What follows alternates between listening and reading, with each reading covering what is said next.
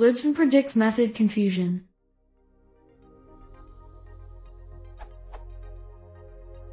I have a question about the svm_predict method in libsvm. The README has this quick start example code.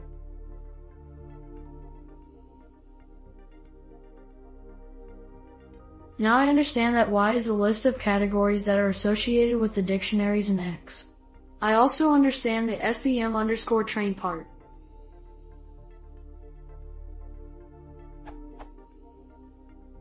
The part that does not make sense is that in svm_predict, I am required to provide the true values from Y, along with the test data in X. I thought the idea was that I do not know the classifications of the test data ahead of time. If my training data is, but my test data is,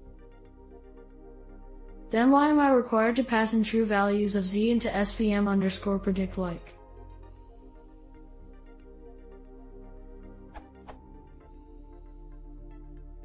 I'm not going to know the true values for Z, that's what the prediction is for. Should I just put arbitrary classification values for Y when I perform a prediction, or am I completely missing something? Thanks all.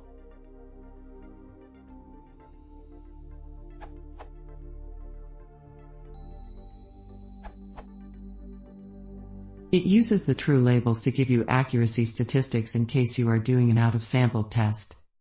If you are running it online, i.e. you actually don't have the true labels, then just put 0 len Z instead of Y.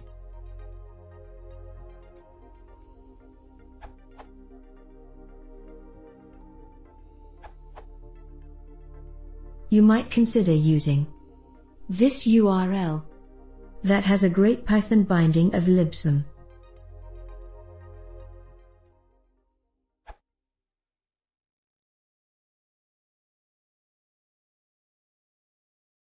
If you want to see more, please consider subscribing.